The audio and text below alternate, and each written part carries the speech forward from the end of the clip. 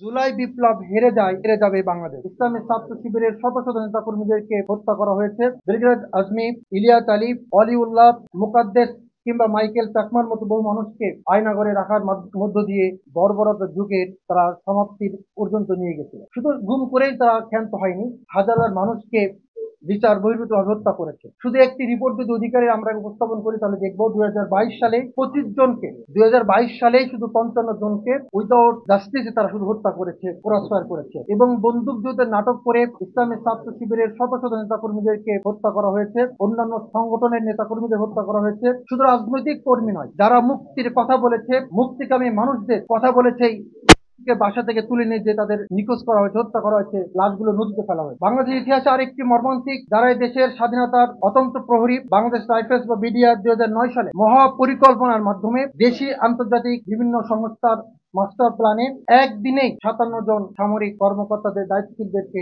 নির্মমভাবে হত্যা করা হয়েছে। এই হত্যার মধ্য দিয়ে মূলত বাংলাদেশকে করদ রাজ্যে এবং গোলামী রাষ্ট্রে বীজ বপন করা হয়েছিল। ইতিহাসে এই প্রথম আমাদের সামনে এমন এক অনন্য সুযোগ এসেছে, এই সুযোগ যেন হাতছাড়া না হয়। আর যদি জুলাই বিপ্লব হেরে যায় তাহলেই হেরে যাবে বাংলাদেশ। সবাইকে অসংখ্য ধন্যবাদ। আমাদের এই দাবিগুলো আশা করি সরকার যথাযথভাবে মূল্যায়ন করবে। সবাইকে ধন্যবাদ।